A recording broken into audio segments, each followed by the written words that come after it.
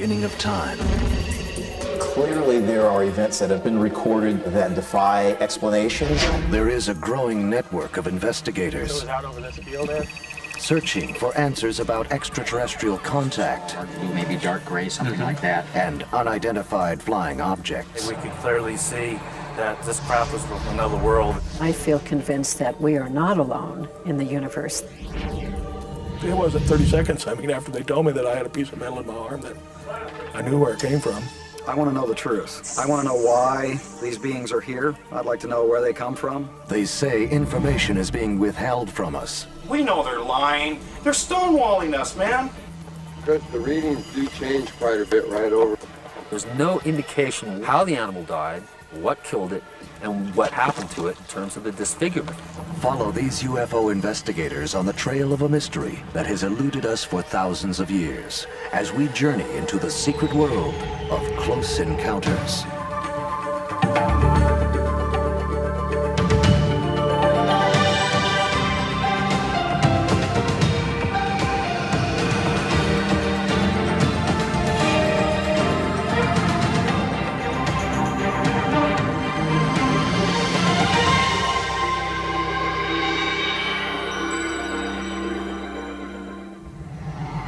A metallic cylinder hovers over a suburb outside of Las Vegas, Nevada. In the skies above central Mexico, an object appears to move erratically between the clouds. Hey, Sue!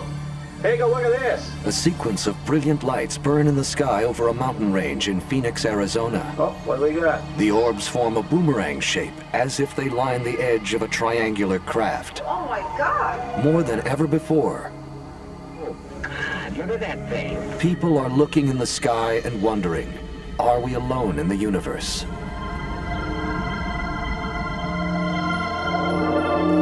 Oh, there it is. There's another one. Here's something which is observed by citizens around the world. О, точка, еще одна, смотрите, прям туда летит, а? Every language, culture, There's an helicopter going towards it, look. nation, and there's nothing else on the planet that has that kind of reach. However, people are pretending like nothing's happening. National UFO Reporting Center, good afternoon. But according to a worldwide network of UFO investigators called ufologists, something is happening.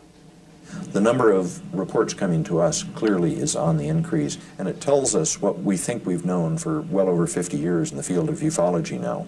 People are seeing anomalous objects on a regular basis, and they are now much more willing to come forward than has been the case in the past, we think. The National UFO Reporting Center in Seattle, Washington, receives 50 to 100 UFO sighting reports every week. Members of law enforcement, pilots, firefighters, we're getting reports from all of these categories of citizens in the United States. One of the most credible recent UFO sightings came from a Lebanon, Illinois police officer. Early on the morning of January 5th, 2000, Officer Ed Barton was on night patrol when an unusual call came over the radio. I just received a call from Highland PD, reference to a truck driver, and said there was a flying object in the area of Lebanon. It was like a two-story house. It's a joke, right? Did they say if the truck driver was DUI or anything? He said he was serious. Just a quick question. If I happen to find it, what am I supposed to do with it? And then I saw what appeared to be two very bright, very large white objects almost touching. The light was so intense, it was massively bright, and there was white light coming off of them. Hey, be advised, there's a very bright white light east of town, and it keeps changing colors. I wasn't sure if it was a plane going down or not, but it didn't appear to be a plane, and I advised them over the radio that it definitely was not the moon and it wasn't a star. My father was active duty Air Force. It got to the point where I could basically tell you what type of aircraft it was just by the noise of the engines. Stand by one. I had never seen something like that before or since, and especially where it made no noise, and all aircraft that I know of make some noise of some sort or another. Officer Barton raced to the other side of town, trying to intercept the unidentified flying object. I pulled up and stopped right next to the 21-mile sign. The object came towards me over the tree line. It was a humongous black triangle with one light in what appeared to be the nose, two lights in the rear with one red pulsating light just forward, and in the middle of the two rear white lights. It was heading northwest, and then it turned and sped off towards the Shiloh area. The officer radioed ahead, hoping others might verify this unbelievable sight he was witnessing. If the Shiloh officer looks up, they can probably see it by now. I see something, but I don't know what that is. I've got that object inside also. Are you serious? It's huge. 15 miles away in a town called Highland, 66-year-old Melvern Knoll, a miniature golf course owner, was heading home for the night when he spotted a brilliant light moving in his direction. I happened to look toward the northeast up in the sky, and I thought, boy, that's an awful bright star up there, and why, that's moving, coming this way. So I just kept my eyes on it. I thought, well, what the heck is it? But when it got closer, I could see that it looked like a two-story home up there floating right over the treetops here. And as it got right in line with me, it seemed like it slowed down a little bit and like it put a beam on me, scared me. Between 4 and 5:30 a.m., a total of 15 people, including 5 law enforcement officers, reported seeing these crafts over parts of Illinois and Missouri. As with most UFO claims, not everyone believed the story. I knew I'd get a lot of joking and ribbing and kidding about it, and that's why at first I wasn't going to call or even report it. Tell you what happened to me, I wouldn't have admitted it to anybody. I probably would have kept it to myself. Forrest Crawford and David Marler are members of the worldwide non-profit Mutual UFO Network. Wood Street. This is his business right here. Based in nearby St. Louis, Missouri, the two researchers heard about the incident He was back there when he saw the object. and launched an investigation to try and determine what was behind the sightings. Where it's going to take you, you never really know. Is it going to frighten you or not? Is it going to amaze you or not? Some people will see a strange object in the sky, and the decision that they'll make about it will be to go into denial, because that's more comfortable than admitting that it might be something otherworldly, other dimensional, alien, or just something that they couldn't explain. So this was all black, dark blue, maybe dark gray, something like that. Crawford and Marler conducted interviews with all eyewitnesses willing to come forward. And these were so bright that I had to squint when I looked up at it.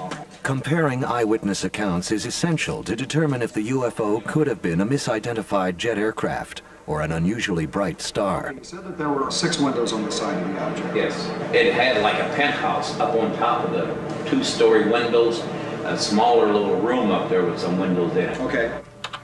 Confident that the testimonies were credible, Crawford and Marler set out to identify the origin of the flying object. That's interesting. We don't jump to the conclusion that everything unknown is an alien spacecraft. The stealth blimp seems to match the basic characteristics of what the police officers reported. But according to Officer Barton's account, the object could move at supersonic speeds. I give our government lots of credit for doing advanced research in propulsion systems, but I don't think they put it on a blimp and had the blimp do a rapid acceleration.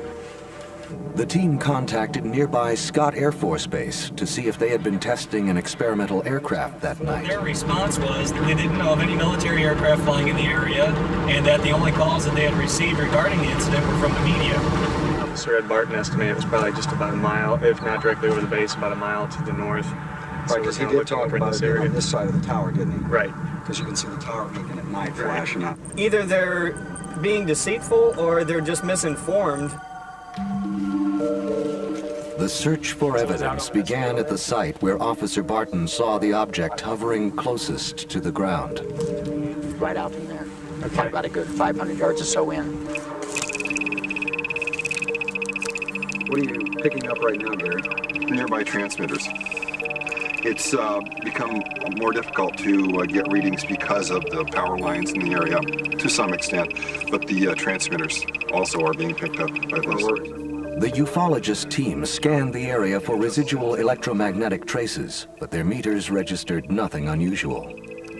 The investigators were disappointed, but they know that evidence of an extraterrestrial aircraft is rare and hard to support. Science is trying to pull back that veil of the unknown. And I think that that's why I like UFO research so much, because it's chasing something that's very elusive, seems to be intelligently controlled, and is as yet basically unexplainable or undefinable.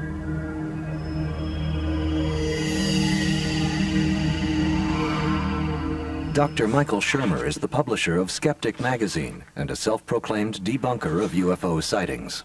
It's not that interesting to me to say, well, these people are wrong, although it's necessary to do that occasionally. More important is to ask, why is it that they are so convinced this is real when there's no evidence for it? And it has to do with the fact that the human brain evolved to be a pattern-seeking machine. We look for and find patterns in nature to try to make sense of our world, and then weave stories to put them in context. We're pretty good at that, good enough to survive as a evolved primate species, but not so good that we don't make mistakes that we do all the time. What exactly hovered over these Illinois fields is still a mystery. But this wasn't the first time a triangular-shaped aircraft has been sighted. Hey, Sue, take a look at this. On the evening of March 13th, 1997. All right, you tell me what it is. Thousands of eyewitnesses reported seeing a mysterious craft hovering over the city of Phoenix, Arizona. The thing that puzzles me is they can't be ordinary streetlights. This brilliant display was videotaped by several residents that night, while city officials and the military deny any knowledge of the event. Isn't that weird? Look at that. Next, the most confounding close encounter since Roswell. I don't know what they were. I know what they weren't. And the search for alien evidence ventures into the human body. I feel pretty confident that we have a piece of metal that is not from this earth. Rarely, however, have thousands of people experienced a sighting that can be confirmed by multiple witnesses. During the second week of March 1997, many residents of Phoenix noticed strange lights in the sky every evening around 9 o'clock. There were two of them very close together. Then these girls start screaming, there's another one. I panned the video, one lit up. There's three of them all together.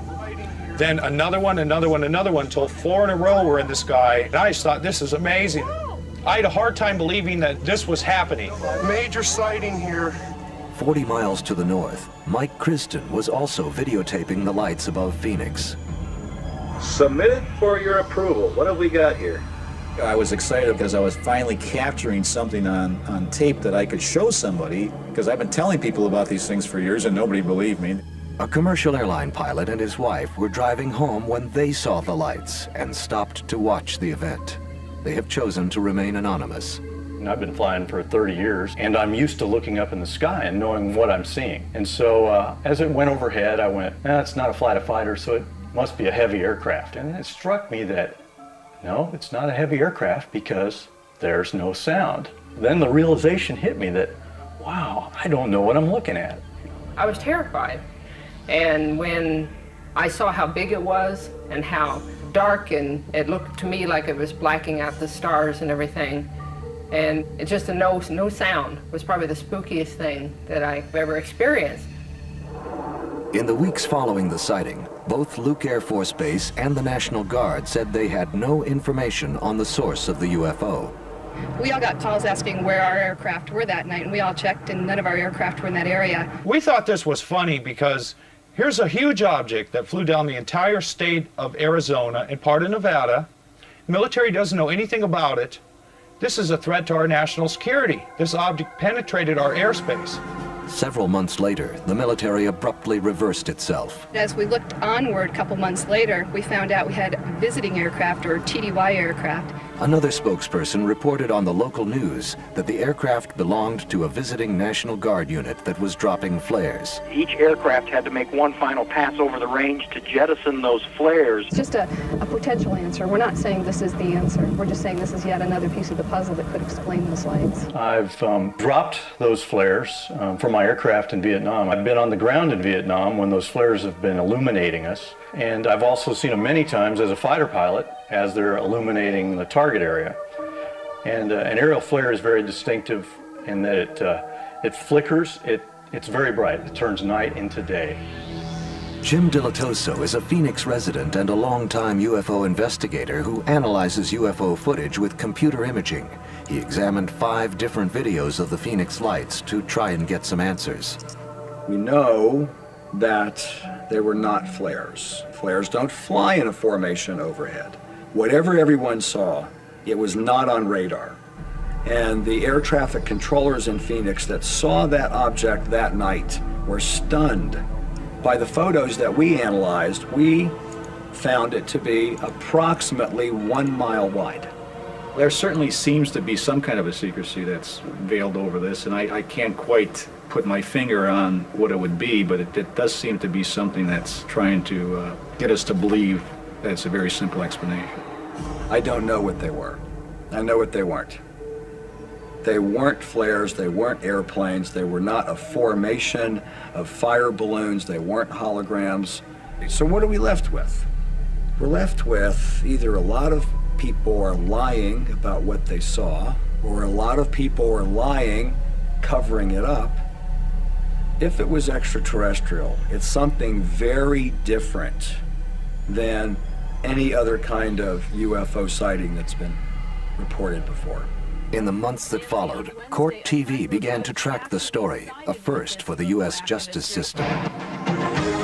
Now, a UFO activist group is suing. They're suing the government, saying it did not search hard enough for an answer. It's inconceivable to me that the Department of Defense, whose responsibility is security and intelligence, does not have any information on this object. In early 2000, criminal lawyer Peter Gersten, founder of Citizens Against UFO Secrecy, set out once and for all to get answers about the reported sightings over Phoenix. The Phoenix Lights over the city of Phoenix was but one episode, one event where this object was seen. It was seen in the Hudson Valley in New York throughout the 80s and almost on a weekly basis in 1987. It was seen in Belgium in 1990. This object is seen so often you would think that it would be the lead story and it'd be the #1 priority to identify this object, especially in the age of terrorism. We have an absolute and unconditional right to know the truth, and that's why we go into court with our lawsuits. Gersten filed suit against the Department of Defense under the Freedom of Information Act. When the military argued it didn't have any information on the flying triangle, the judge ruled that Gersten could see what was in their files.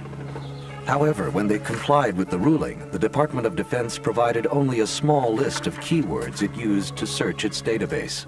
This is Peter Gersten. Can I speak to Scott, please? Gersten again challenged the government's response, and the Department of Defense asked the court to have the case thrown out. Yes, I was. He wanted my fax number so you could fax me the judge's decision. The attorney and many who followed the case eagerly awaited the ruling and the truth about the Phoenix Lights. Okay, here we go. History in the making. So it's going to be a detailed decision, so that's for sure. So it might set precedent no matter what he finds.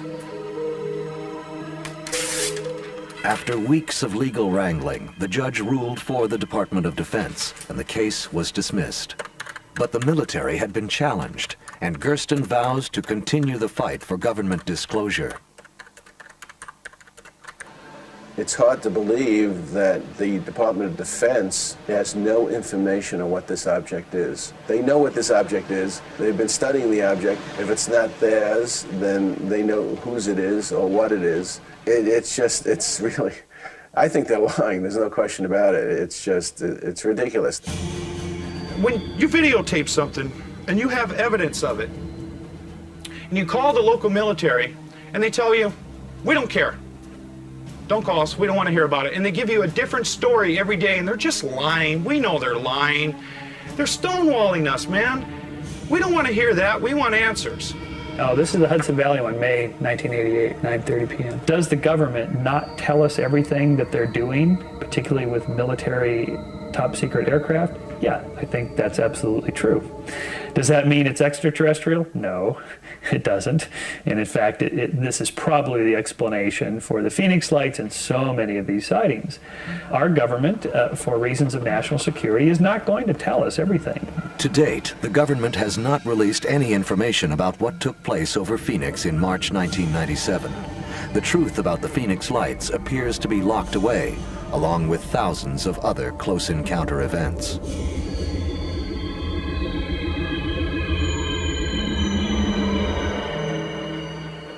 But not all close encounters can be so easily ignored. Some claim they have evidence that aliens are abducting humans for nefarious experiments. Come, Lord Jesus, be our guest. May these gifts just be blessed. Amen. Tim Cullen is a cement worker who lives in Yuma, Colorado with his wife Janet, a registered nurse. A recent X-ray revealed a strange object lodged inside Cullen's body. He has no puncture wound or scar, but there is a repressed memory of a terrifying event in his past.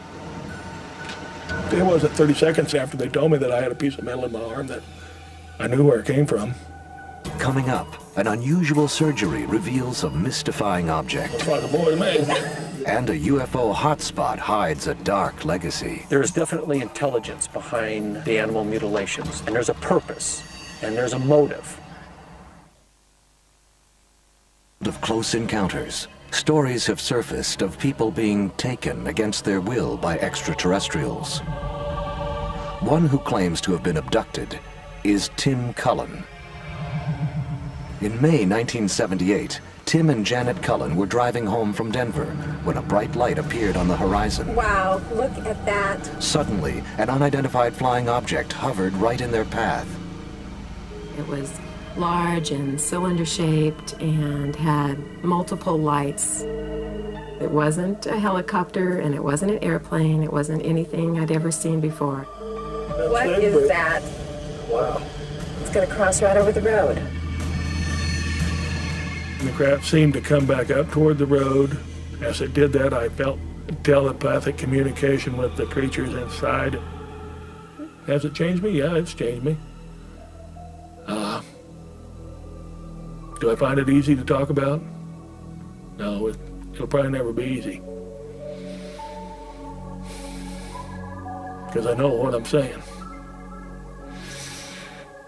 Tim believes the encounter led to his abduction, and although he has no recall of the experience, he believes he received an implant that continues to be monitored by aliens. My arm used to buzz. The buzzing sensation was more regular and getting more intense. And as I was aware of it, I felt that it would be aware of some of my thoughts at times and my emotions and react to those. Worried about the sensation he was experiencing, Cullen met with a doctor who examined his arm. An X-ray revealed that Tim had an object embedded in his left wrist. I believe it's possible that this certainly could be an alien implant.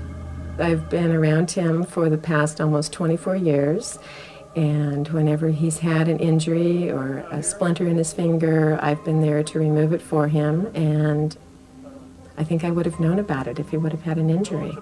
Reluctant to expose his experience to his personal doctor, Cullen turned to the internet. 1 year later, his search led him to Dr. Roger Lear, a California podiatrist. Dr. Lear removes objects that patients suspect have been implanted by aliens. I am 100% convinced that, number one, these objects are placed in the human body by someone or being using a technology which far exceeds our, because we do not have the ability to put something in the body without making a portal of entry. And that's just where it starts. Dr. Lear carefully screens all his patients before considering an implant removal. The individual must have a conscious recall of some involvement with a UFO or an abduction scenario.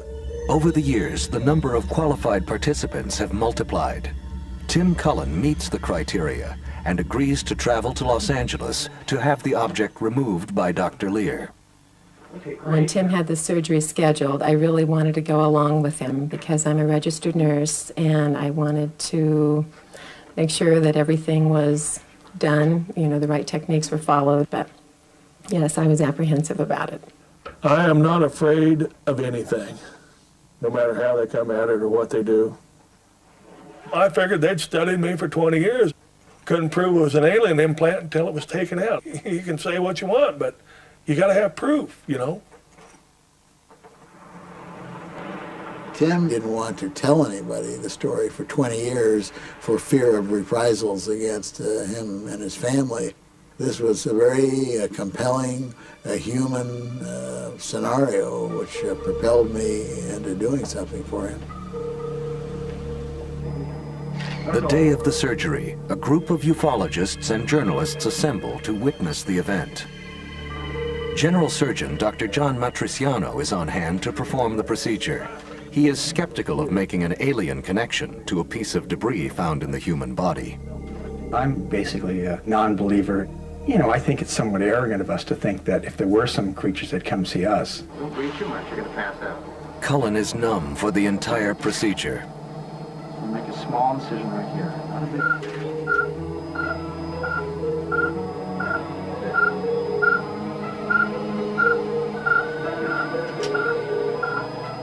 20 minutes later, a quarter-inch object is removed from his wrist.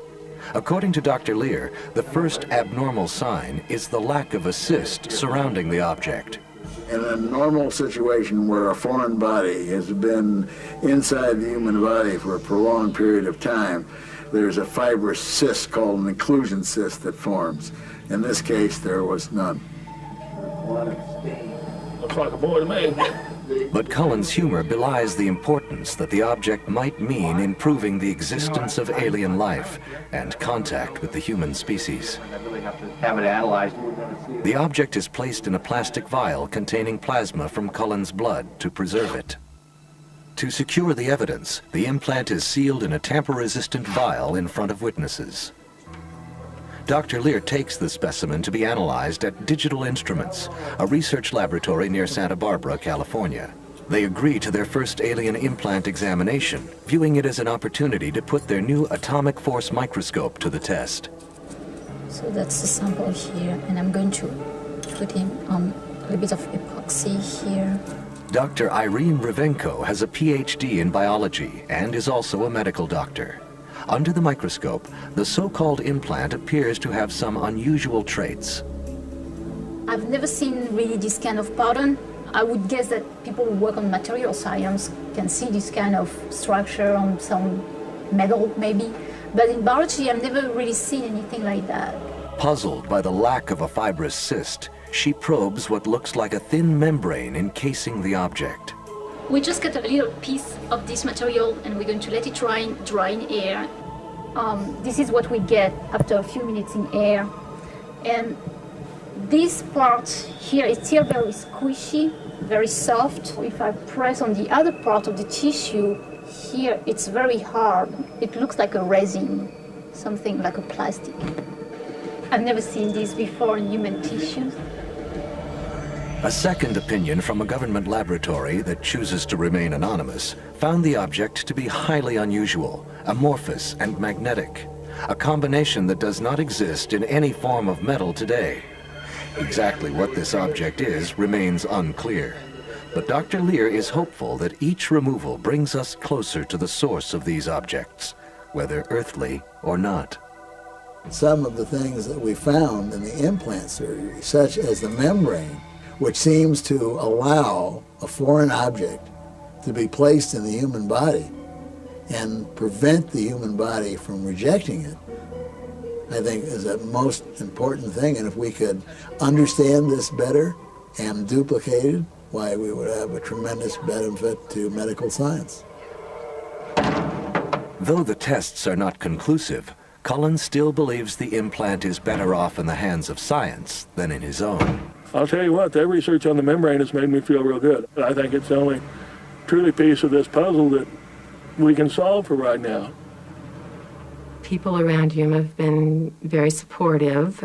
I was kind of, I guess, naive, thinking, well, we'll go to California and if you have this removed and then we'll just go back to our little life in Yuma, but that's not the way it's been. Tim has wanted to get the word out about what happened to him and to get more people aware of it. It's definitely different than life used to be. This is a donation can for Tim Cullen, sending him one way to Mars. All donations is welcome. Tim, I'm going to present this to you. Well, thank you, Mary. Since the surgery, Tim Cullen's tale of an alien abduction has made him a celebrity and a curiosity in Yuma, Colorado.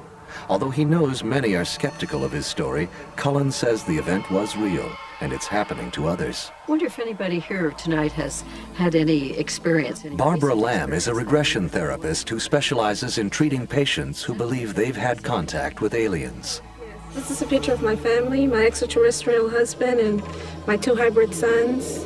She witnessed Tim Cullen's surgery and says the time has come for people to accept the possibility that abductions are occurring. Be as open-minded as possible about the fact that these very unusual things are happening. I think that there has been a lot of prejudice about UFOs and extraterrestrials and people who claim to experience these contacts. Whoa. Yeah, that one's, Oh my that gosh. one's the one. That one's the Wow. one. That's my husband. Her weekly support group has been growing steadily for 5 years. I just had this really large-headed being with this low chin take me on a ship, and then they put me back down. The people can discuss their own experiences and compare notes with other people. And when they talk to other people who've met some of the same beings or have had some of the same procedures happen, and yet these people who seem to be very normal, likable, functional people, that's very reassuring to each one of the experiencers. At least allow for the possibility that this could be happening, because indeed so many of us do have a true sense of knowing that this is indeed real. This is the ETs from Roswell. As members of the group share memories, they often find similarities in the types of experiences they've encountered. I remember different times over the years being taken on board, appeared to be a ship, and taken to a nursery and shown children. Sandra, I think something happened for you. It hurt. It hurt. It made me feel totally out of control, and I could not do one thing about it. I knew that I had a baby and they wanted it, and I felt so afraid. 500 years ago, people had experienced demons coming into their rooms and harassing them and molesting them at night in their beds, for example. 200 years ago, people experienced ghosts and spirits doing this. We experience aliens doing this. It's all the same phenomena. The brain interprets it in terms of the context of the culture in which you live. That's where your memories come from. And since we live in the age of science fiction and Star Wars and Star Trek and real exploration of the solar system, then of course that's what's on our mind, and that's what's in our collective memories, are aliens.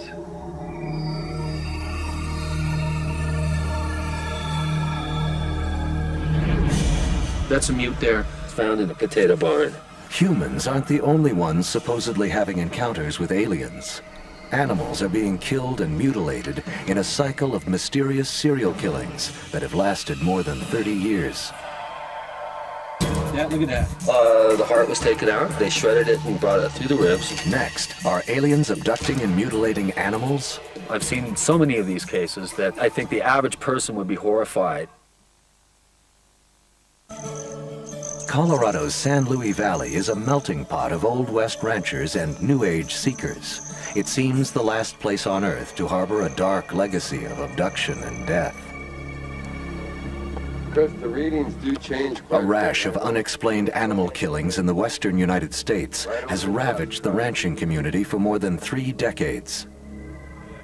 Denver area police officer Ken Storch has logged hundreds of hours crisscrossing Colorado's San Luis Valley, searching for evidence to the mutilation mystery. During his service as a sergeant in the Air Force, Storch says he witnessed a UFO incident and was forced to sign a document preventing him from disclosing details of the incident. Although he won't discuss specifics, Storch says the event launched him on a lifelong quest to uncover the truth about close encounters. I think my 26 years in law enforcement allows me to bring a perspective to the phenomena and investigating it. There are certain questions that have to be asked. Who, what, where, and why. We know where, but it seems that the San Luis Valley is a hot spot, and it's a reoccurring event. As to who, we don't have that information. As to why, we don't have a motive. But we know it's happening because we have hard physical evidence. Hundreds, perhaps thousands of cattle, horses, deer, and dogs have been found butchered. What's more, UFOs are reported to frequent the area. Seeking answers, Storch sought out a local journalist, Chris O'Brien, author of 2 books on the San Luis Valley. Welcome back to paradise. Thank you. O'Brien has investigated sightings, alleged close encounters, and numerous animal mutilations in the area. A classic mutilation generally features soft tissue organs that have been removed in a very unusually precise manner from the animal. Usually it's a mandible is exposed, the jawbone is bleached white, oftentimes the rear end and the genitalia have been cored out. That's, yeah. Yeah, look at that. The heart was taken out. I don't know, they shredded it and brought it through the ribs. The ribs are intact. There are no tracks. There are no splatters of blood. There's no pieces of hide. There's no indication whatsoever how the animal died, what killed it, and what then subsequently happened to it in terms of the disfigurement. Some of these cuts are so precise that even the hair on the hide is cut down to 1/8 of an inch. Now, I defy you to show me a predator that can cut hair. Here's what I think. You went that way, the way you did. Yeah. And then you went this way. Some suggest a dark cult might be responsible. Others say, because of the laser-like incisions found on the carcasses, our military is involved. There are also rumors of an alien connection due to the high incidence of UFO sightings. Go ahead and get a reading for magnetic anomalies. After being called out on the number of potential cases that I have been called out on, I've seen some horrific animal deaths that defy scientific, law enforcement, or even a rancher's explanation of, number one, who killed the animal and how was the animal killed, and then what happened to it. I've seen so many of these cases that I think the average person would be horrified. One of the most disturbing cases O'Brien investigated was on the ranch of John Haar. Late one night in 1994, the rancher heard a sound outside his home and went to investigate. According to Haar, a silent black helicopter with no markings hovered menacingly, then flew off. The next day, Haar was out inspecting his herd when he came upon 4 dead cows. One was mutilated, unlike anything the rancher had ever seen. I got off and I looked at her, her sex organs were removed. But even more unusual than that, her face, along the jawbone and all the major jaw areas, the skin had been removed in a real fine straight line. It wasn't a predator, it was something that was very unusual. My wife said, well, that cow's been mutilated. Now, is it a coincidence that he should have a big silent helicopter hovering over his house, beating the tops of the trees, and then he goes out and finds these disfigured animals? Is that a coincidence? I don't think so. I think that this is a very complex scenario. It may be the military, they may be involved in some cases, it may be aliens. We don't know yet. I think if this was easy to solve, it would have been solved many years ago. There is definitely intelligence behind the animal mutilations. There is something that, or someone that is directing it, and there's a purpose, and there's a motive. When you see an animal that's been drained of fluids, and major organs have been removed from the animal without a single drop of blood, it's very difficult for you to not get kind of a strange feeling up the back of your spine about it. What are the chances that some super advanced, technological, intelligent, moral beings from another planet have somehow managed to traverse interstellar space, which is enormous? They manage to land, and what is it that they do? They cut out the sexual organs of cows to take them home? That's it? Seems rather unlikely. Seems more likely that predators have attacked these animals. It's easy to deny obvious explanations for things when you want so badly for the other explanation to be true. The more mysterious, the paranormal, the extraterrestrial explanation. It's more titillating than the idea that, oh, a dog did it or the vulture did it. That's not very interesting. There's a crime being committed. Ranchers, farmers are losing money because someone or something is doing something to their animals. And I think law enforcement needs to take an active role in trying to come to some type of conclusion as to who and why it's being done. But as far as that alien connection, we don't have the smoking gun to make that connection. For reasons that are still unknown, reports of paranormal phenomena like close encounters proliferate in certain locales. The guy who designed the inertial navigation system for stealth, he lives right here. He says on real cold winter nights, he can look up and he can see a light just below the tops of the mountains. He says, Chris, I don't know what the heck's up there. He's not sure if it's ours or somebody else's. The San Luis Valley has a long history of sightings dating back to 1917, when an unidentified airship was reported hovering over Salida, Colorado. Now, almost a century later, local inhabitants continue to report UFOs. In August 1995, Tim Edwards was in his yard when his daughter Brandy pointed to an object in the sky.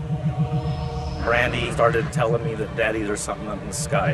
And we watched it probably for a couple minutes before I went in the house and grabbed my video camera. With our naked eye, we could clearly see that, you know, this craft was from another world. Tim watched the huge UFO for over an hour and filmed it for 6 minutes. He believes whoever was piloting the UFO was aware of his presence and wanted to be observed. As I was videotaping this craft, overwhelming feelings came over me, and I felt it was very important for the world to know the truth, and I went on a mission for about 3 years to get my story out to the world, and I was successful in doing that.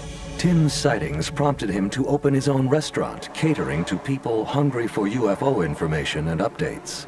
UFO investigator Ken Storch often swapped stories with Tim at the popular diner. That one there was supposed to be taken in Jerusalem about 5 years ago. A lady took a picture and that came out in it, according to the story. Having a close encounter of this type basically put my body into emotional shock and trauma for a while. It was a very a spiritual thing. The fact that we're definitely not alone.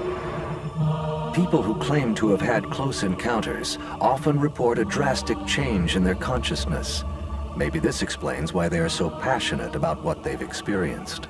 If you're lucky enough to have a close encounter, it'll change your life forever because you just can't go back to your normal life the same anymore. With me, it's an adrenaline rush, especially when you're recording it on video so the rest of the world can see later. It's just become a part of my life to see these things, and I look forward to every sighting, whether it's tomorrow or 3 years from now. I'm patient, and I'll wait, and I know it'll be there, and I'll be there with my camera. You hear the stories of people having sightings or close encounters or unexplained things in the sky, and I feel really privileged to have seen this V-shaped formation of lights that night, and now when I'm flying at night, I tend to really keep an eye out. I think that there is some kind of interaction going on that's unexplained and hasn't been sufficiently addressed to the public. Clearly there are events that have been recorded by scientists that defy explanation and our understanding of how physics works. Yes, I think there's something occurring here that has not been explained fully to the public. I have a sense that with the advent of the camcorder age and the advent of the age of information, more and more people have access to more and more data. And the more people are brought up to speed, educated about these types of mysterious events, I think the more we're going to find that there is an interconnectedness between all these mysterious phenomena, whether it's Bigfoot, miraculous healings, UFOs, animal deaths. I think on some level there is a connecting point. If you have a close encounter with an object or an unknown entity, and you have no rhyme or reason or no explanation or no reference to that, it's going to affect you. It's imperative that we continue the investigation, and it's imperative that the scientific community stop and take a hard look at what's going on and look at it comprehensively. And I think that the data that's going to be coming forth is going to be so overpowering and so compelling that mainstream science is going to have no choice but to take a hard look at it. Yeah, I think that day's coming. Perhaps it's our destiny to search for an answer to our greatest mystery. Are we alone in the universe? It's only a probabilistic argument that there are so many stars. A couple 100 billion in our galaxy alone, a couple 100 billion galaxies in our universe alone. You know, what are the chances that we're the only one? Seems unlikely. That doesn't mean that there are aliens, but it seems anthropocentric and narrow-minded to think that we're the only ones. Until irrefutable evidence is found, if ever, ufologists will keep watching the skies to uncover the secret world of close encounters.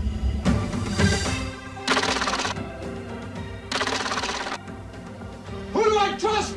Me! Al Pacino is Tony Montana. The last time you're gonna see a bad guy like this again. Scarface coming up next.